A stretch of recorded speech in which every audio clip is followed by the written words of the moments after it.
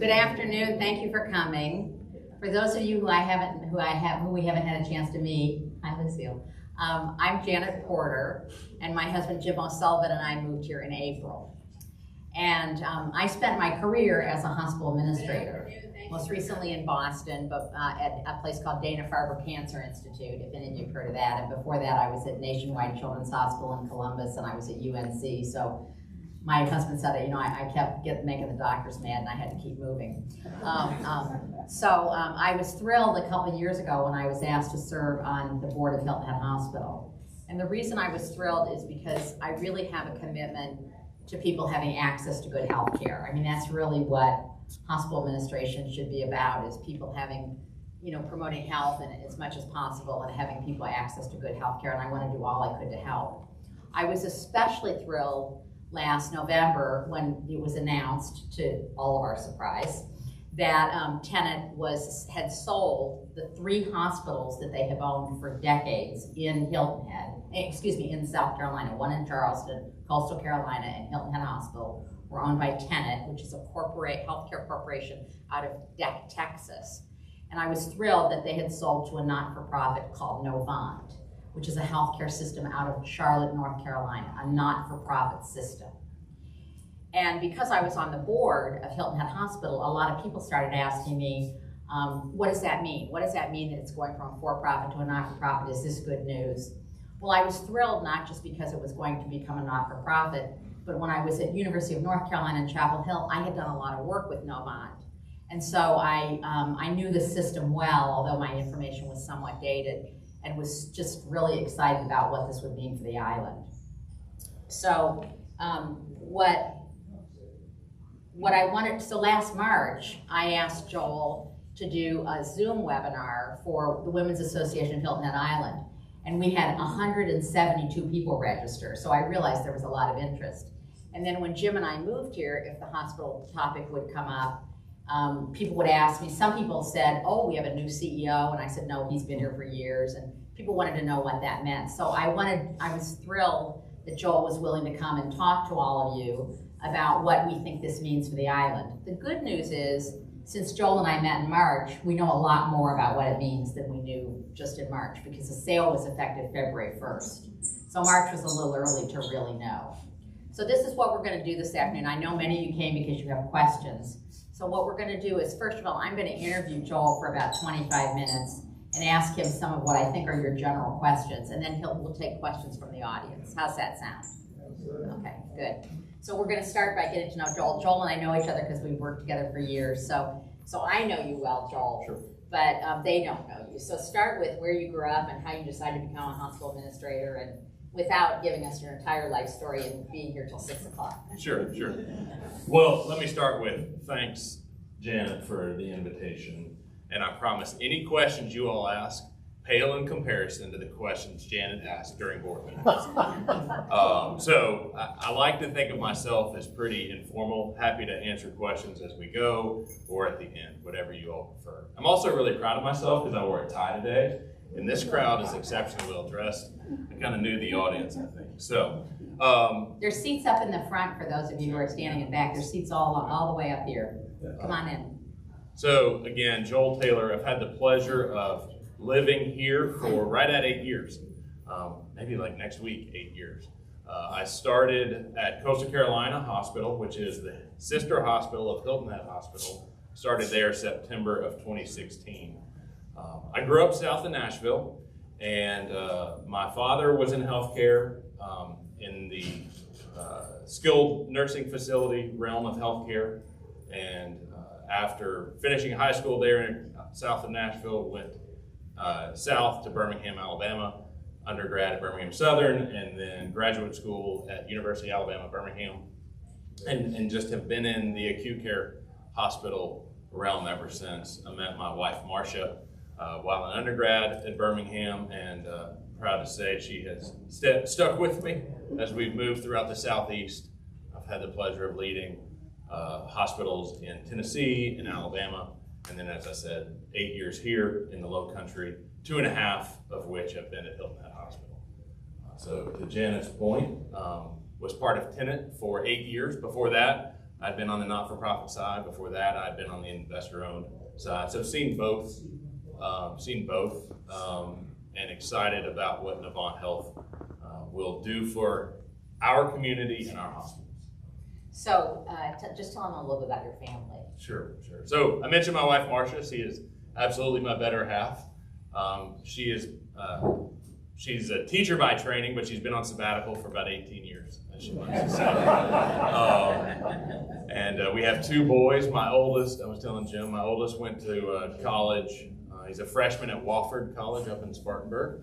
And my youngest is a freshman in high school at Hilton Head Christian Academy. We live out in Bluffton, which made the most sense when I took the job at Coastal. And now I, along with thousands of others, get the pleasure of coming across the bridge every day. But every morning I try and be on the bridge at 7 a.m. So all is well. And one of the good things about the fact that Joel has been here for 8 years is that he has very strong ties to the community. I know, for example, Joel, that you're the chairman of the board of Bluffton Self Help.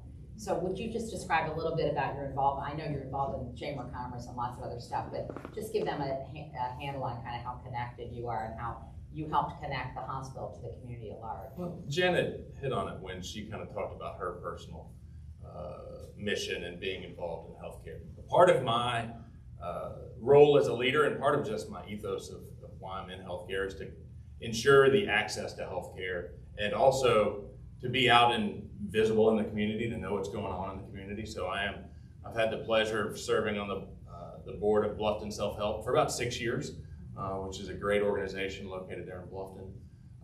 And currently I sit on the board for the Hilton Head Bluffton Chamber of Commerce as well. Just again, part of it is my job, but really the motivation is I want to be out and involved in the community and know what's going on, and where I can be part of the solution. So let's start, first of all, I know many of you have been here longer than we've been here 12 years, but let's start by giving a little history of Hilton Head Hospital so people appreciate that the reason we have a hospital is because there were civic leaders here 60 years ago who were advocating and made the arrangements to build that hospital. So let's talk about that history a little bit. All right. So the hospital was built, actually opened in 1975. The dream really started in 1971. Anybody from the island? See, I'm just going to make it up from here. It's fine. As the story goes, the hospital opened its door in 1975 and really was part of the catalyst to ensuring people could live on the island year-round. Prior to the hospital being here, people had to travel over an hour to Savannah, or certainly up to Charleston for healthcare. So opened in 1975, the dream of Peter Lamont and Bill Bethay, a local attorney and a physician, Peter Lamont, who he recruited, and they and their spouses and really active civic leaders came up with the dream of the hospital. It operated as a community hospital for almost 20 years. Tenet Healthcare bought Hilton Head Hospital in 1994, and at a purchase price of $18 million. And that $18 million actually is the seed money for the Community Foundation of the Low Country that still exists today. And that's kind of the norm, and Janet knows this. If a community not-for-profit hospital is sold, the funds from the sale of that hospital become oftentimes a foundation. Telling you much of what you already know, but that is true here in our community. So the Community Foundation of the Low Country has some of its roots in Hilton Head Hospital.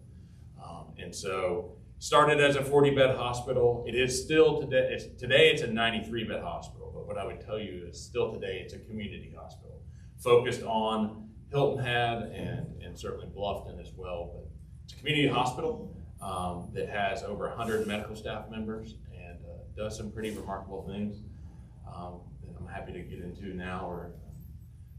But we are focused solely in serving our community.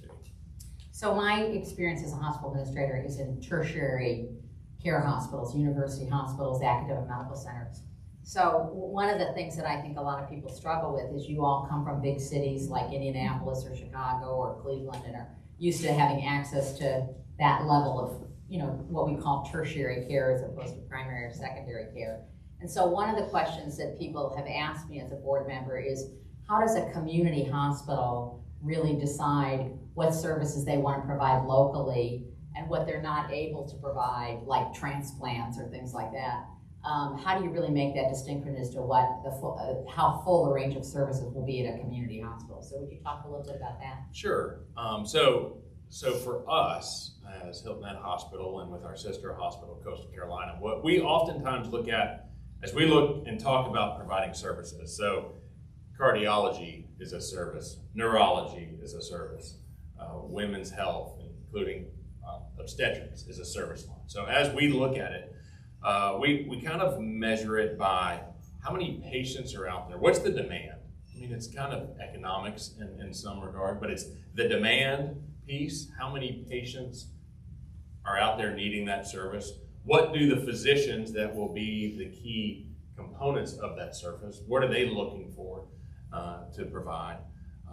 And then, and the number of patients and the type of physician that we can attract are paramount to ensuring it's a quality service, that it's a sustainable service, financially sustainable, but also from just a normal patient flow and throughput, number of visits that we could expect. So that's a little bit of the calculus that we look at. And so we look at a community needs assessment on a routine basis that really helps us measure that and determine how many physicians we need. And so I presume probably one of the questions is, what are we going to do about primary care? Because that's been a need since I moved here. And I'm happy to say, proud to say that Novant Health purchased the hospital in February, and the same day posted 10 new primary care physician positions. So we're recruiting for those physicians right now. Actually had a call this morning and have 5 real solid candidates for those roles. They would be posted, or they would be officed here on the island and in Bluffton. So combination of those. So I think a lot of people wonder we're talking about the hospital. Yes, ma'am. But I think a lot of people wonder what the relationship is with the physicians. So there are physicians who are employed by Tenet and sent up by Tenet, and there are physicians in private practice. So describe how that works. Great. That's really in the details, but exactly as Janet described, we have a physician network of physicians and nurse practitioners and physician assistants that are employed by our hospital, by our health system, really, in a kind of a different arm of the health system. And then there are private practice physicians that are independent of us, but yet have privileges to the hospital. And so they may operate at the hospital or admit patients to the hospital or simply have an affiliation with the hospital. So there is, within a hospital, this is really in the weeds, but within a hospital, the medical staff is a separate body than the hospital. And so the medical staff is a self-governing, operating organization of which we give support as the hospital and the hospital operators, but the medical staff is independent of hospital administration, so to speak. So one of the things that people want to understand is then, how does physician recruitment work? How do physicians come to the island on their own and set up practice, or do most physicians come to Hilton Head through being recruited through Tenet? Yeah. Most of the physicians today, and this is true on Hilton Head Island, it's also true, in the upstate of South Carolina, or likely anywhere you all moved from. Most physicians today are recruited by the hospital. Not entirely, it depends on the specialty. To be very candid, we're not recruiting for plastic surgery. Those physicians oftentimes, those businesses, just to kind of boil it down, those specialties that anymore are really cash-based businesses and have a smaller book of business that's based on insurance, the hospital typically doesn't recruit for.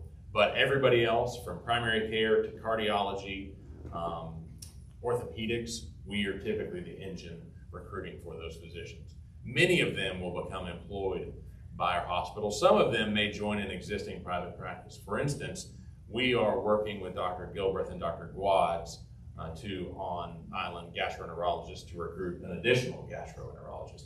That individual would be joining their private practice based on the way we're currently setting things up. So another thing people comment on, not just here, but across the country, is the fact that we can all remember the days when you went to the hospital and your primary care doctor actually came to the hospital to see you. Remember those days? And people tell me they don't like the fact that they go to Hilton Head Hospital and they see a hospitalist, and you know that their doctor doesn't come in to see them. Would you describe that? Because that's true all across the United States. I mean, that's the way hospitals work, and it's really dramatically changed the relationship between hospitals and physicians. Because the physicians used to all come in at 7 o'clock in the morning and meet and have, you always had donuts for the doctors, right? And they came in and had coffee and they knew each other and they were connected to the hospital. Your primary care doctor might not have set a foot in Hilton Head Hospital in 2 months now. So it's dramatically changed medical staff relations. But would you talk about that just for a minute? Sure. Janet articulated it quite well.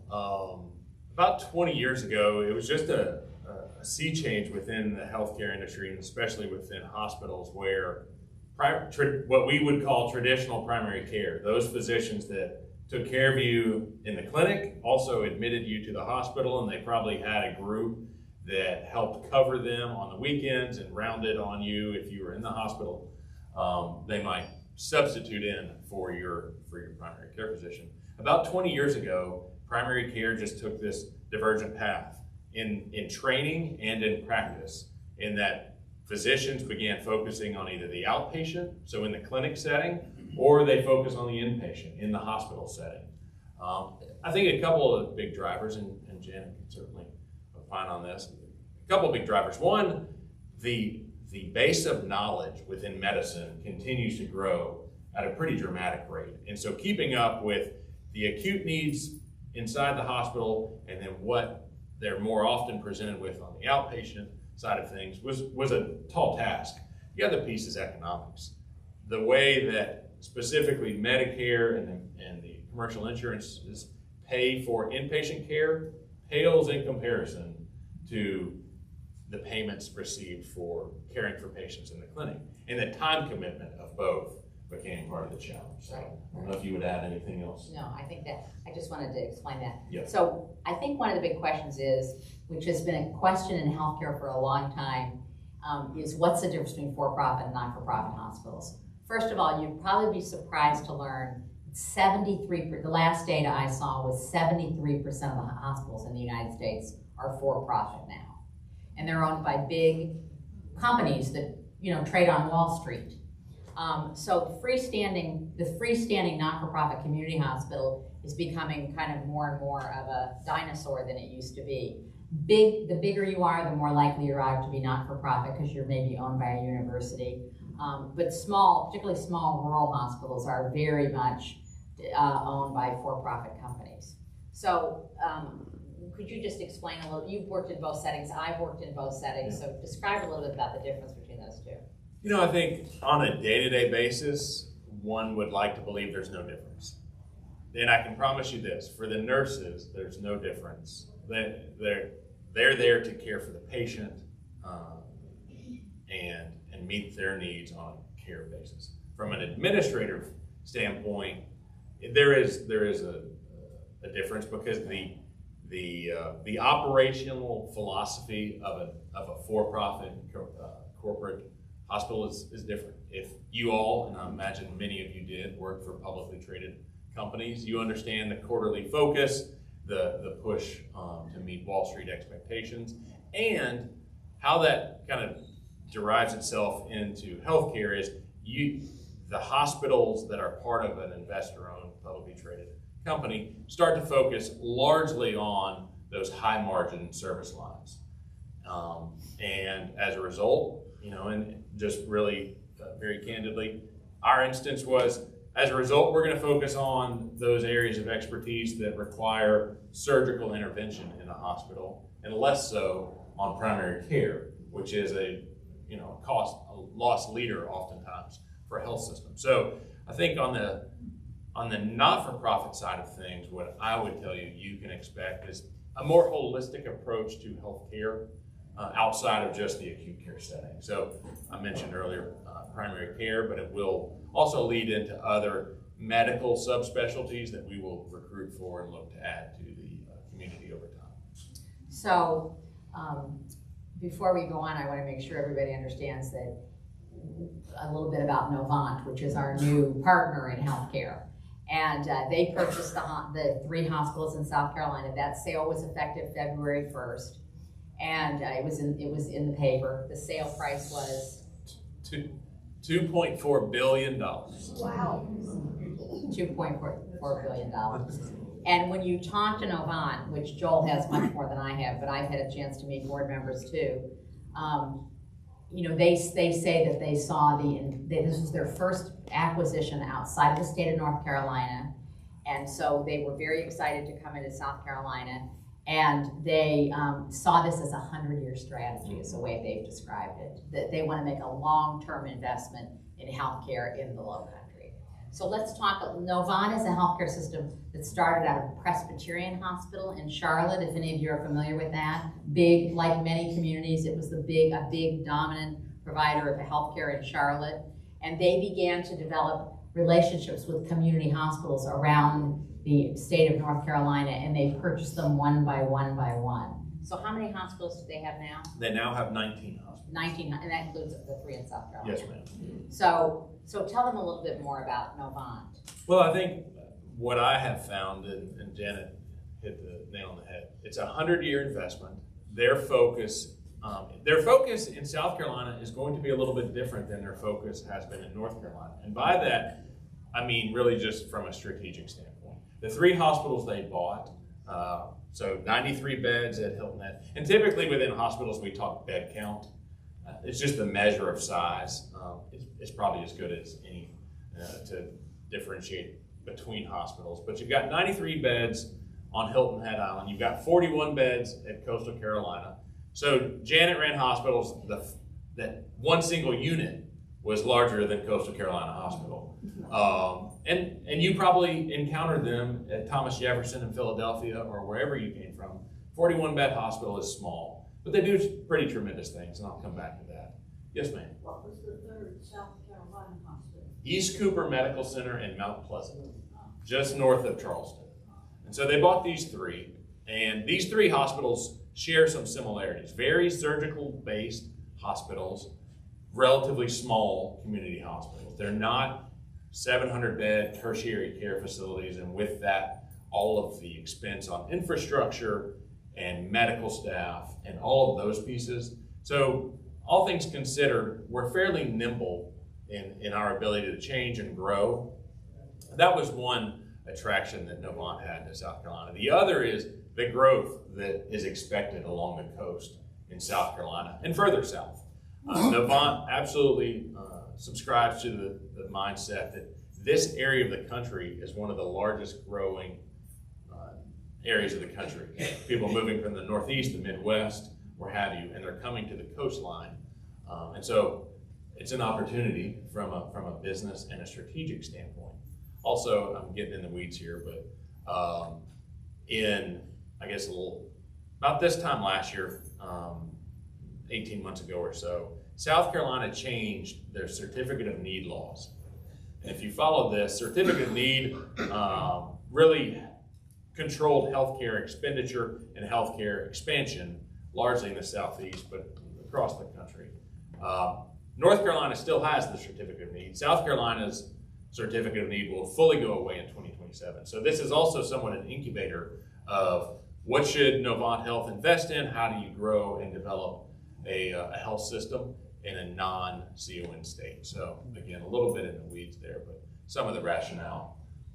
Okay, so a lot of that is background because we have, the title of this seminar was "What Difference Does It Make That the Hospital's Been Sold?" So that's what you all came to hear about. So now we're going to talk about it. So tell us what difference you think it's going to make that Novant is now, the parent of Hilton Head Hospital.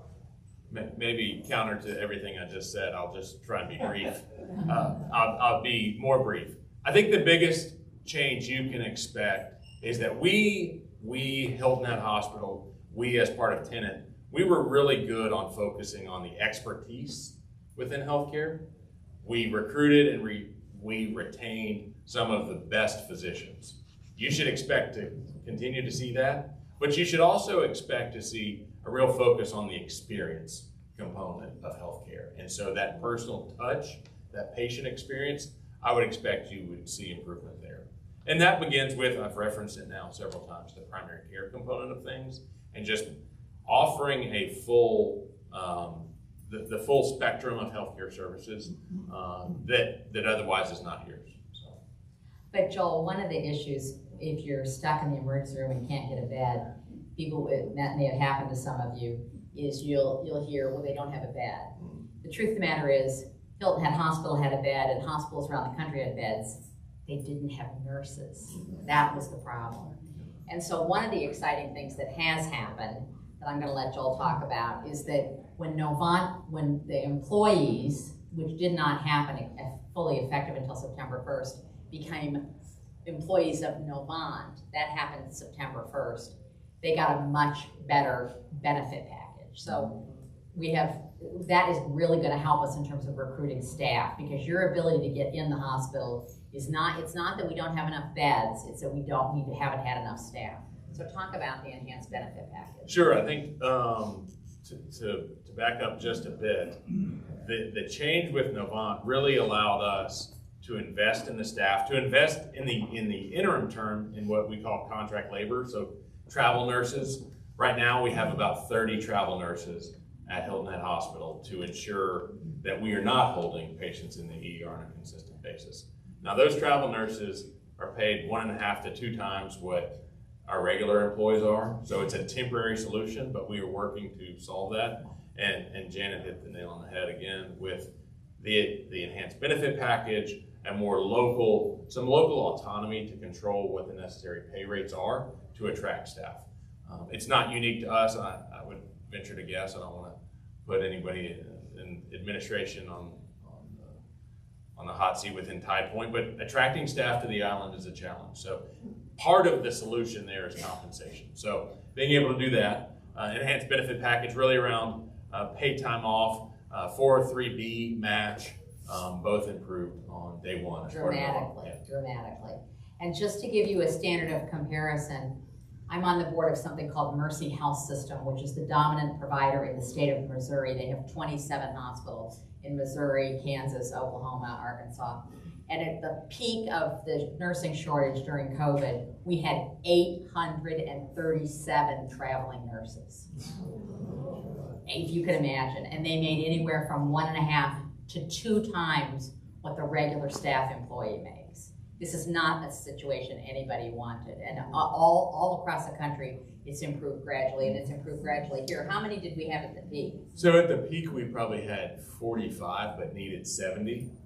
Today we have 30. The beauty is this summer we have brought in 17 new grad nurses. So 17 doesn't sound like a lot, but it certainly makes a difference in the operations. So these are men and women who are trained at USCB, at TCL, at the nursing schools down in Savannah. So we've got 17 new grad nurses in the ICU and in places that historically those were harder to recruit to. So really excited about the potential that's on the horizon as part of Novant and the ability to make more rapid change and respond to the needs in the area.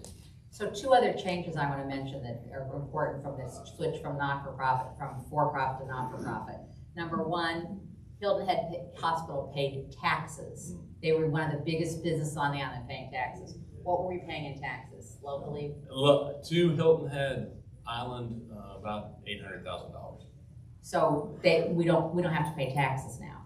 So that's because it's not a taxable for-profit institution. And the second thing is, there wasn't really a way for you to, you don't donate to a company.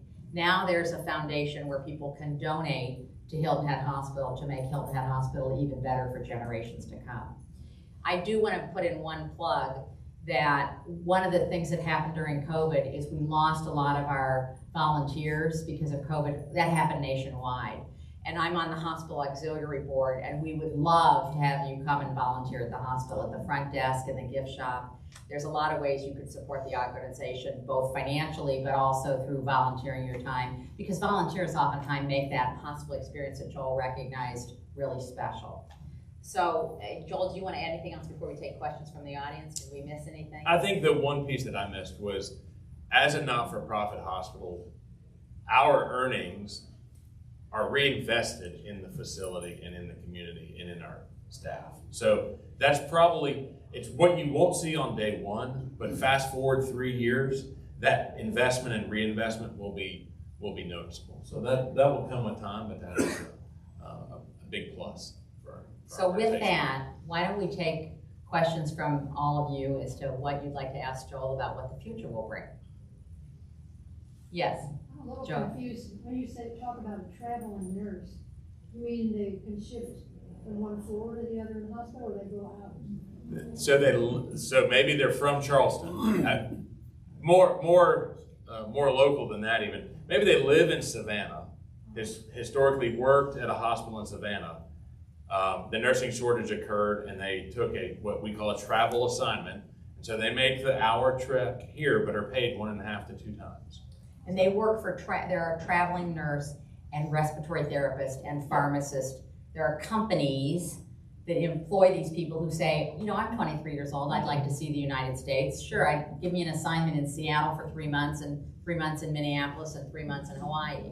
And that's true for, and during COVID, that happened to an extreme degree, that all these people said, well, sure, I'll go anywhere to provide care and make much more than I would make. So you paid these companies a real premium to relocate workers here or to any place where they had a temporary assignment, but they're temporary. Sometimes, not all the time, but sometimes they choose, they get to Minneapolis and they say, I love it here, and they decide to stay, and then they just go to work at University of Minnesota Hospital, for example.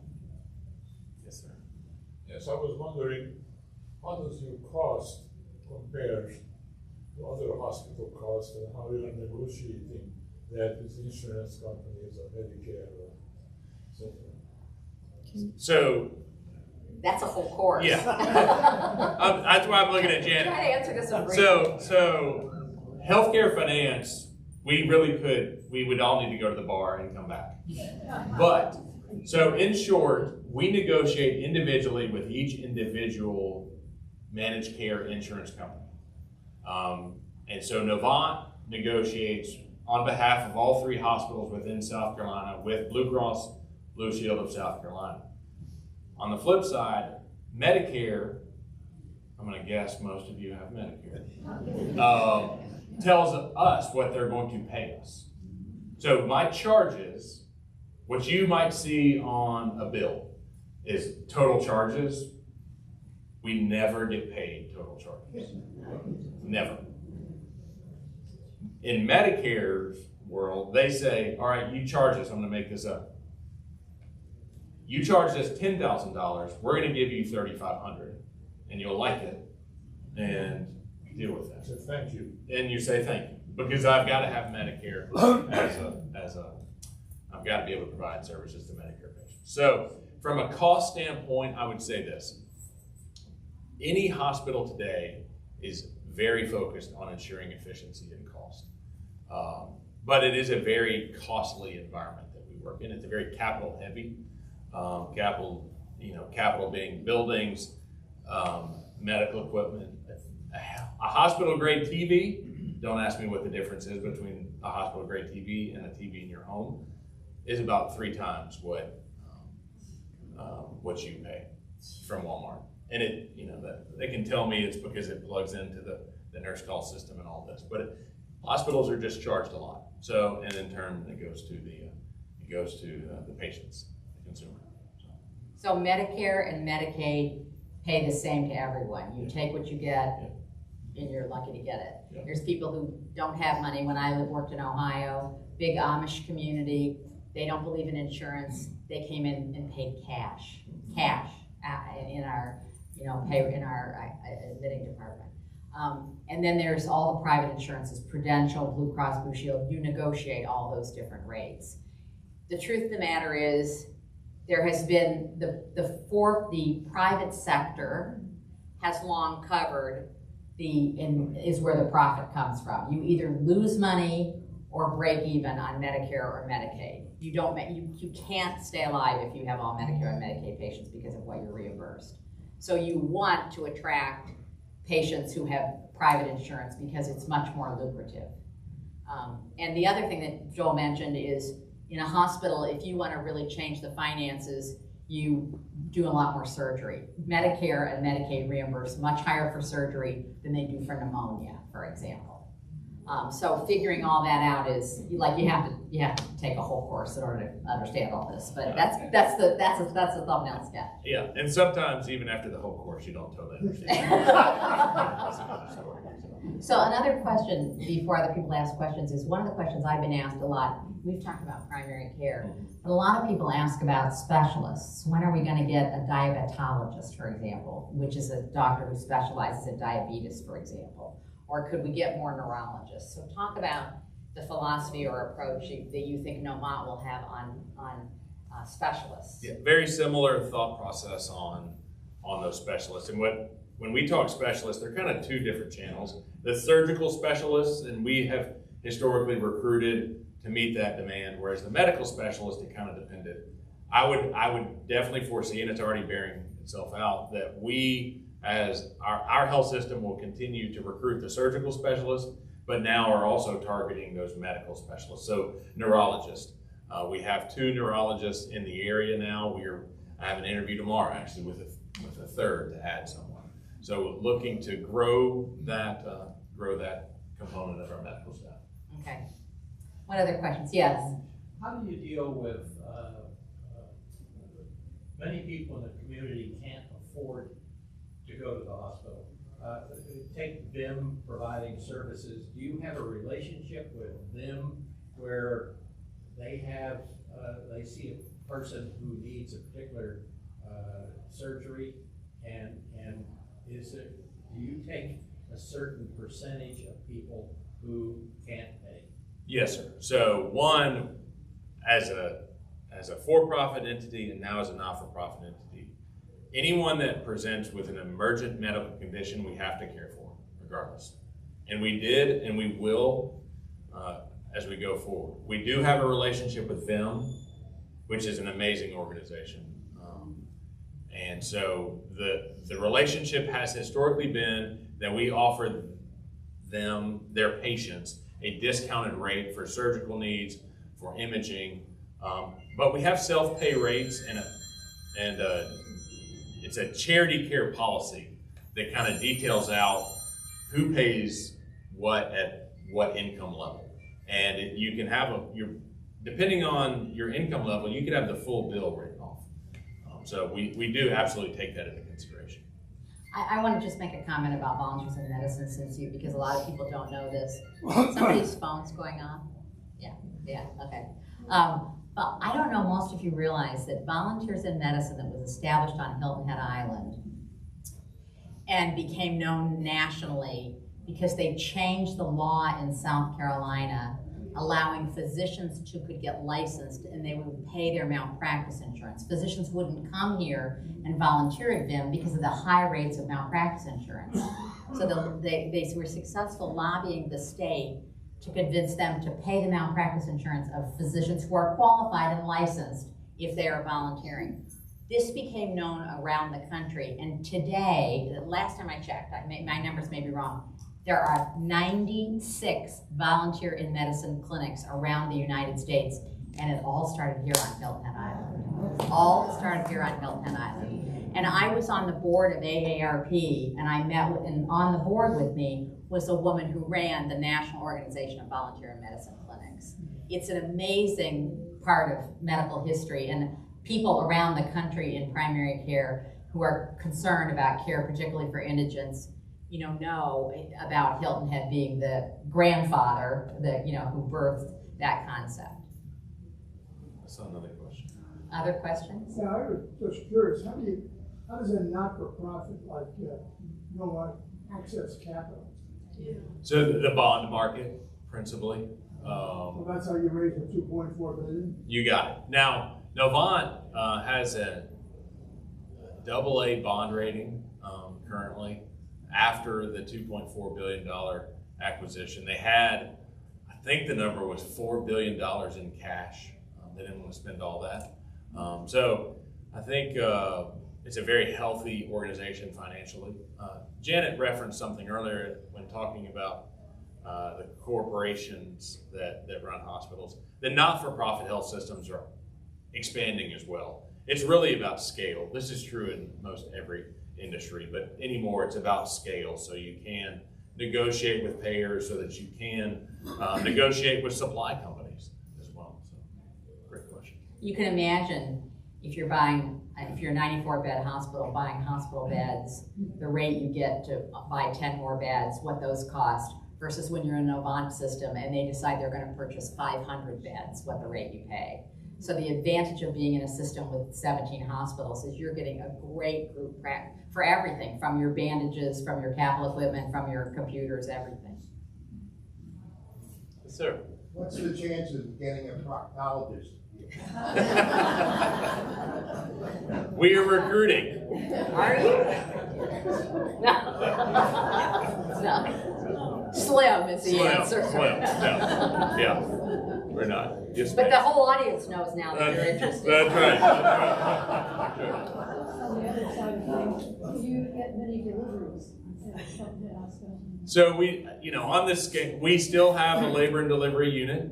We deliver about 250 babies a year at Hilton Head Hospital. That's really small. I referenced earlier Coastal Carolina. We have been very intentional to collaborate amongst the two hospitals. So the primary OB unit for our health system is out at Coastal. They deliver about 1,000 babies annually. So. 1,000. So yes. I believe I read that Hilton Head Hospital has a wonderful orthopedic unit, and they brag about having their own operating rooms. Is that separate from Hilton Head, or a part of it? It is a part of Hilton Head Hospital. We do have a fantastic orthopedic group. Kirk Johnson, maybe a name you all recognize, moved here about 12 years ago. And then he's got 2 partners in his group, and then there are others. Within the hospital, they operate in the general OR with everyone else, but they do have 2 dedicated ORs in there. For example, one of the things that Hilton Head Hospital is well known for, and I'm shocked at, is their spine service. Yes. That you would not expect a spine service like we have at Hilton Head Hospital. And the reason I think they're good is not just because they're good at surgeons, but I think they're very good at knowing what they can't do and referring it out. And it's one, I've never seen a spine service like this in a community hospital of this size. So there are some areas like that in orthopedics besides knees and hips, which many of you may have personal experience with. But their spine service also in orthopedics is really excellent. Typically when I'm out giving a presentation about our hospitals, I do focus on our medical staff because like many of you, they grew up, maybe trained at major academic medical centers, some of which Janet referenced. They can practice wherever. They want to live here. And so part of my job is to respond to their expectations, to build the programs that they want. So the spine surgeons that Janet referenced, Dr. Rubin and Dr. Boatwright, trained at Johns Hopkins, Emory, you got it. They're fantastic. Our cardiothoracic surgeon, not too many 93-bed hospitals on a barrier island have a cardiothoracic surgeon who trained at the Cleveland Clinic. I mean, that's the type of institution it is, and it's pretty remarkable. I've seen some hands as I ramble. Yes, sir. How about treatment of cancer and, let's say, diabetes? So cancer treatment, oncology services. We have a breast surgeon, Dr. Shelley Ringer, so we do a fair amount of breast cancer care, but medical and radiation oncology, we historically have not. We are now, as part of Novant Health, investigating whether or not that makes sense. The reality of the situation is we've got really good providers. MUSC is well known for their oncology care. St. Joe's Candler down in Savannah, also well known. So we're trying to figure out, would it make sense? Do we have a place in that service. We're going through that work right now. So some of the physicians in the audience may disagree with me on this, but I came from Harvard's Cancer Hospital. And the important part of cancer care is the doctor you never meet. It's the pathologist. Because everybody takes everything from what the pathologist said. And at Dana-Farber, we changed the diagnosis 23% of the time with patients who came to us. And it's not because those pathologists in Brunswick, Maine weren't any good. It's that if you don't see a lot of testicular cancer or you don't see a lot of brain cancer, you can't get the diagnosis exactly right and stage it right. So, you know, I would imagine that you would always want to go to MUSC, which is the only National Cancer Institute designated hospital in the state of South Carolina. The NCI, the National Cancer Institute, designates Centers of Excellence in Cancer Care, and the only one in the state of South Carolina is MUSC. So you want to go there for your diagnosis. But once the treatment plan comes up, community hospitals can do radiation therapy and infusion therapy and chemo and everything. So the question really is, you know, we would always want to make sure you got the right diagnosis, which an expert can do, but then you can have your treatment close to home oftentimes. Yes, ma'am. This is a very general question. The atmosphere at Hilton Head Hospital is very unpleasant. Did anybody notice that, or would like to do something to improve The look of it, like the aesthetics. well, the way the people act, the way you treat it, lying on a couch for 6 hours, not a word, it's inhuman. It's certainly something I would want to hear about. You know, that's part of my job is to ensure that experience comes forward, and it sounds like maybe there's an opportunity there. Can it be improved? Absolutely. That's going to be our focus as we move forward. I want to say though that I had someone come up to complain to me about the care in the emergency department and complain that her husband was in the emergency department during 5 hours. This was the height of COVID. And I didn't understand what had happened in the care process. And it turned out he'd been admitted after 5 hours and discharged 2 days later and was fine. But she was very upset about the 5 hour stay. And I said to the person, do you watch the evening news? And she said, no, I don't. And I said, well, if you watch the evening news, because of the work that Joel and I know about nationally, this is happening all across the country, that people have long waits in emergency departments. We had RSV, we had flu, and we had COVID at the same time, and it's not acceptable. None of us love that, but it would have happened almost anywhere. I explained to her that my husband at the height of COVID, not because of COVID, I dropped off on Sunday at 5 o'clock, and he was in the emergency department until Tuesday at noon. But he said, I got good care in the emergency department and the nurses were excellent. And he didn't get discharged till Thursday. So I think we want Hilton Head Hospital to be much better, but some of what people complain to me about is a problem with healthcare nationwide. It's embarrassing, and people waiting long times in emergency departments. And none of us want that. And we're working hard to make sure it gets better. Yeah. So, Buford Hospital has a program, right? I think I heard about it a year ago, to train and retain nurses. You realize how critical that is to the whole experience. So, how is that faring in this new setup? So I can't speak too knowledgeably about Buford's programs. What I can say is we have focused our work on building relationships with the existing nursing schools, USCB, Technical College of the Lowcountry, the colleges down in Savannah as well. And so those nursing schools do clinical rotations through our hospitals. And it's an opportunity to expose the student to our care paths in our hospitals, and it's an opportunity for us to get to know them. I think if you really dig into the challenges within nursing, it begins with those nursing schools oftentimes not having large enough faculty for all of their applicants. And so we have begun conversations with USCB and TCL to figure out how do we supplement their faculty to expand the total roles of the number of nursing applicants they can accept. And I think that's a beginning. And that too is an option today that exists because Novant Health is focused on how do we attract and retain more nurses in this area. And we've got more options at our disposal. There's a couple things I want to say about that. The hospital auxiliary gives scholarships to employees and to their dependents. And I chair that committee, and we give scholarships for people based on their likelihood of working at, you don't have to work at Hilton Head Hospital, but we really prefer to give scholarship money to people who are gonna stay on Hilton Head and work. There's also a big effort run by Bob, I forget Bob's name. Bob Elliott. Bob Elliott. Bob Elliott last year received the Community Foundation's biggest award, and he's led an effort to develop a nursing retention program that is commendable. He's raised like, I don't know, $500,000 and has retention programs that he's working on to recruit nurses.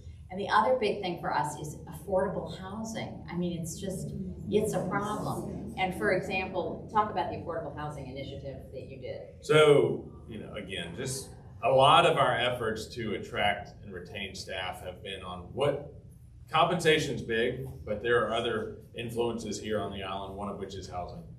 So we have rented a apartment building on the south end of the island with the help of the Richardson Group. And so it's 10 studio apartments on the south end of the island and offering those up for staff that is moving to the area and wanting to determine where they want to live. This is not a forever home, but just an opportunity for them to come. We have begun conversations with a couple of different organizations about the hospital owns about 8 acres that could be developed into multifamily. So we are starting discussions with a couple of different developers to figure out how can we be part of the solution on the affordable housing piece. Yes, Sheila. Request for medical specialists. Are you looking for an endocrinologist? It's not on the list right now. That's not to say it won't be. Here's my rationale. The need is there. What I want to make sure is that we have the primary care base for that endocrinologist, because some of that work can't all go to the endocrinologist. And right now, there's no primary care physician for the endocrinologist to refer back to. So we're going to start with primary care. We'll add endocrinology probably in the next 3 years, I would say. So 2 more questions, and then we'll, yes. I was just adding to what you said about scholarships for nurses. Type Point Educational Fund, which I chair, we do scholarships to workers here that want to continue in nursing. And we've been supporting one of the residents, a staff here for the last 4 years, and she's going to get her RN. Awesome. That's great. I'm glad you mentioned that. Thank you. One more question in the back. Okay, we need I'm sorry. get to that. That's right. We need to get there. One more question in the back. Yes, sir. How was the purchase of these 3 hospitals financed? So They issued bonds? they issued bonds. Yes, sir. That's ultimately how they did it.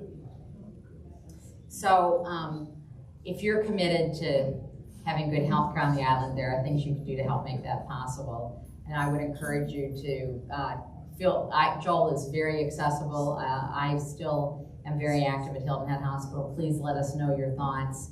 I think we want to live in a community where we have access to good health care, and we all should be working to try to do that. So thank you very much for coming. Thank you. Thank you.